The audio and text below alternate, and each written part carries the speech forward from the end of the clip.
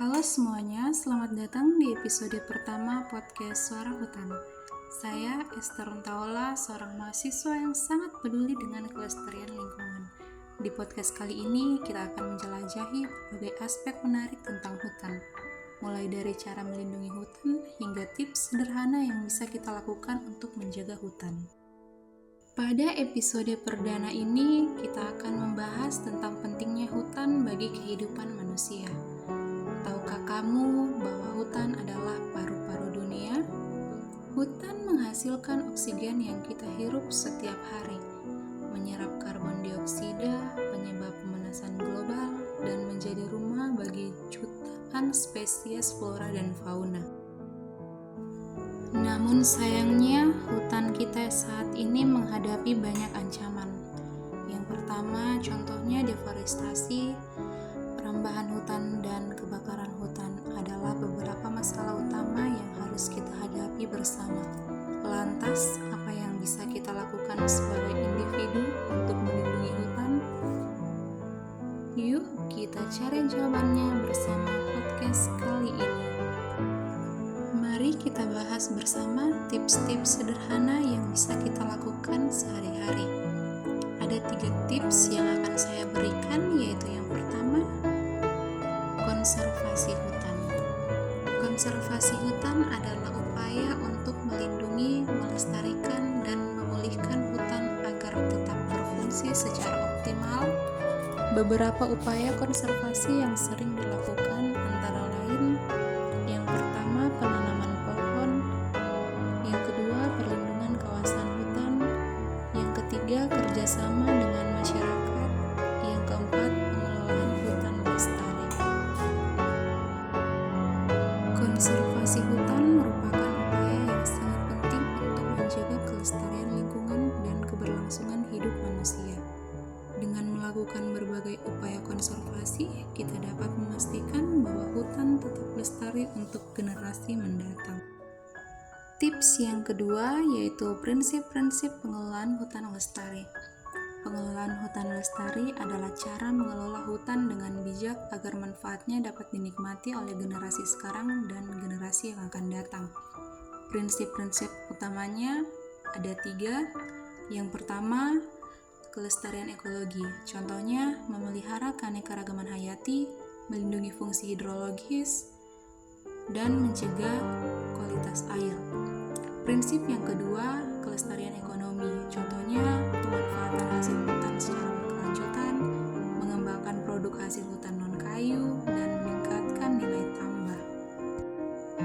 Prinsip yang ketiga, kelestarian sosial. Contohnya, melibatkan masyarakat, menjamin kesejahteraan masyarakat, dan menghormati hak-hak adat. Singkatnya, pengelolaan hutan lestari adalah upaya untuk memanfaatkan hutan secara bijak, sehingga manfaatnya dapat dinikmati oleh generasi sekarang dan generasi yang akan datang.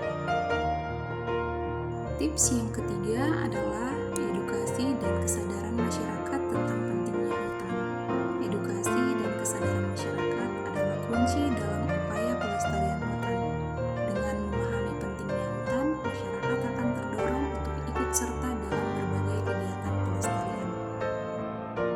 Mengapa edukasi kepada masyarakat itu penting? Yang pertama, agar memahami nilai hutan. Masyarakat perlu memahami bahwa hutan bukan hanya sekadar kumpulan pohon, tetapi memiliki peran penting dalam kehidupan manusia, seperti menyediakan udara bersih, air bersih, dan habitat bagi berbagai makhluk hidup. Yang kedua, mengetahui ancaman terhadap hutan. Masyarakat perlu mengetahui berbagai ancaman terhadap hutan, seperti penebangan liar, penembahan hutan, dan kebakaran hutan. 3. Memahami cara menjaga hutan. Masyarakat perlu mengetahui cara-cara sederhana yang dapat dilakukan untuk menjaga hutan, seperti tidak membuang sampah sembarangan, tidak merusak tanaman, dan melaporkan aktivitas ilegal terkait hutan. Berikut saya akan memberikan cara-cara terlibat dalam kegiatan pelestarian. Ada banyak cara yang dapat dilakukan masyarakat untuk terlibat dalam kegiatan pelestarian hutan, antara lain menanam pohon. Kegiatan menanam pohon merupakan cara paling sederhana untuk berkontribusi dalam pelestarian hutan. Kedua, mengurangi penggunaan kertas. Dengan mengurangi penggunaan kertas, tidak secara langsung mengurangi permintaan terhadap kayu yang berasal dari hutan. Tiga, mendukung produk ramah lingkungan. Memilih produk yang terbuat dari bahan ramah lingkungan dan bersertifikat hutan resmi. Kemudian ada contoh kegiatan edukasi. Yang pertama, workshop dan seminar. Mengadakan workshop atau seminar tentang pentingnya hutan dan cara-cara melestarikannya. Kedua, kampanye di media sosial. Melakukan kampanye di media sosial untuk meningkatkan kesadaran masyarakat tentang isu-isu kehutanan. Tiga, kunjungan ke hutan. Mengadakan kunjungan ke hutan untuk memberikan pengalaman langsung kepada masyarakat tentang pentingnya menjaga hutan. Edukasi dan kesadaran masyarakat merupakan langkah awal yang sangat penting dalam upaya pelestarian hutan.